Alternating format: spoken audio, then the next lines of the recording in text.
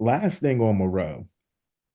What are a few things outside of his power where you just like Mhm. you expect Benavidez to win, but he does have a few attributes where it's just like Benavidez is going to struggle with X, Y, and Z. Well, I would have thought that the thing is, if Benavidez was a smaller, shorter guy, I feel like maybe at man he would, he would. I would give Morrell the advantages in reach, and just the height, the length, and just his ability to box on the outside and keep him on the edge of his punches. But him and Benavidez have comparable, attributes in terms of reach, height, um, just how they throw their punches, and I think that cancels itself out. I think that for Benavidez too, Benavidez hasn't really also fought somebody that's, really his height. His last guy that he fought, Vosdik was close, and also for Morale though, when you realize that every time he fights somebody that's tall too, I mean, he stopped. I can't remember his name, but he stopped him in the fourth round at the Armory. And I feel like, he didn't have as dominant of a performance because the guy was long too and was able to keep him at bay. And the guy actually landed hard shots. He just took the shot well. Morel just took the shots well. So Morel, I mean, he can be hit. I hit him with some good right hands. But just because the fight ended early, I didn't get to have my highlights shown, but he's definitely very easy to be hit. And we all know, what can happen if Benavidez lands a 2-3 piece on you. So I would say that that's what he has to watch out for. But for me, all of that is trumped by the fact that he doesn't want to get tested by Vada. And for me, if you have nothing to hide, hey, make it random. That's the most important thing because I know that there are ways that he can get around it. Um, So if okay, but okay, so kind of peel back the curtains a little bit on this whole drug testing thing, and let's really get into it. If if you know that you're getting tested and the guy that you're fighting isn't getting tested, and you already know that the guy that you're fighting is undefeated, really, really good fighter. He's like kind of like the boogeyman of the division. Like, what part of you, and I mean financially, of course, but what part of you just kind of steps in and say, okay, I'm not fighting this dude. Like, he's not getting tested. I'm not fighting. Forget about the money. I'm not fighting him. Like, why didn't you go that route? So the thing was, they made me think because I asked the question. They made me think that we were both getting tested, and as far as I knew, we were both getting tested. So when I was asked the question of, "Hey, like, do you have? Are you interested in this fight?" Immediately said yes. But then the very next thing I asked was, "Are we getting tested?" And then they were like, "Yes." So I was given the contract, and that was included in the contract that okay, we're going to be tested by WADA. And actually, in the first fight in that was supposed to happen in Las Vegas in April. I I signed the contract and they signed it, and I was expecting WADA to actually show up and test us, and they actually never came. So it had me wonder. I was like, why did WADA never come, even though I asked for it and it was included in the contract? So why did WADA never come? And then that all that was trumped by the medical issues that they brought up and whatnot to get out of fighting in Las Vegas. And so when the fight came back around the second time, it was the same contract again, re-signed it, and I thought we were going to be tested. So we weren't tested, and so when I got to the venue, when I got to Minnesota, that was when I was like, okay, surely we're going to get tested now because sometimes that happens where you don't get tested during training camp, but you get tested either before the fight or immediately following the fight. So I was under the impression that that was going to happen. And we all got to Minnesota on, I believe Wednesday. So they had Wednesday, Thursday, Friday to test us before the fight. And I was under the impression that was going to happen. And I kept asking. And ultimately, I was told that, hey, we are not going to get tested. And at that point, like, you think about it, this was Showtime's last event, Mhm. and they had already put a lot of money into the whole thing. Brought camera crew over, film training sessions and everything, and then flown you over to the venue, and then you're like, I'm not gonna fight.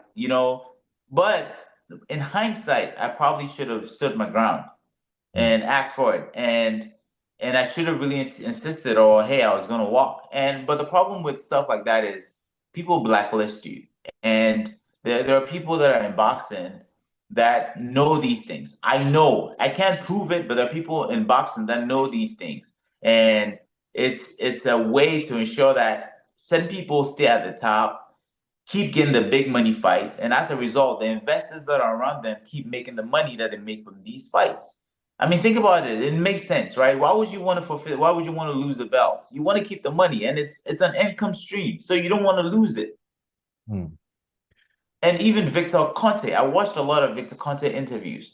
There are ways that some of these athletes get around testing. So what they don't tell you even about VITA testing is that you're allowed 3 strikes if you miss a testing. So they can literally come to your house and you can hide in your bed, in your bathroom under your bed, and then go, and then maybe they call you and then you tell them that, oh hey, I'm on a trip to like I'm training somewhere, at a location that's like maybe what 1,000+ miles away. So you didn't make yourself available at the location that you listed. But what they don't do is that when it happens for the first time, when it's 1 strike, they don't announce it to the public. It's kept internal. And then you are given strike one. And they don't even, and then that Do strike do takes. do do you as an opponent know about that first strike though? I Or just I just found this out after my fight with Morrell because, like I said, I did extensive research.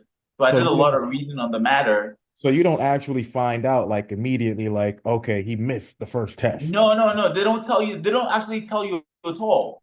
Hmm. So it's only after he misses. They don't even tell you after he misses the second one.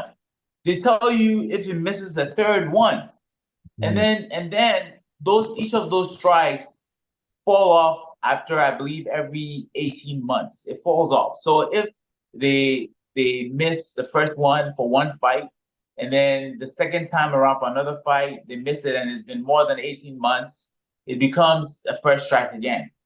I believe the period may be less. It may be 9 months. I don't. I'd have to rewatch the interview, but I watched the interview, and Victor himself, who of course he's notorious for his role in doping in athletics, and now he's in boxing, so he knows a lot of the trade secrets that they use to get around stuff, and who knows what other substances that they take to mask the other stuff they take that is not yet detectable in virus testing systems or wireless testing systems. So there are a lot of ways these guys get around these things that the average fan doesn't even know. The issue with even with Conor Ben, I know he claimed that it was him and his girl or wife. They were trying to have a child, and that's why he was busted with whatever he was busted with. So what I think happened in that state is that when you take steroids to enhance your performance, what ends up happening during that period is your testosterone goes up so high that your body stops producing this natural testosterone. So at some point, you have to stop taking those things and allow your body to rest because it takes a toll on your internal organs, your liver, everything. So during that period, when you stop taking those things, your estrogen level starts to go up because you already have so much testosterone in your system that your body's trying to balance things out. And that's what leads to the enlarged nipples. It makes you moody, all the effects of the estrogen. So essentially the Clomid and all the other stuff, the Clomid that he was busted for are what they call the post-cycle therapy, where they take after taking all these drugs to help the body start producing testosterone naturally so that there's not an overproduction of estrogen, which becomes visible with enlarged nipples, and they get all moody, they become very sensitive, and they cry very easily and all that because it's having an opposite effect to what testosterone did. So that's when I read that and I found out that okay, that's what Clomid is for. I immediately knew why he was taking that. But then, of course, his PR team came around quickly and were like, oh, it's because he was trying to, it's a fertility pill too.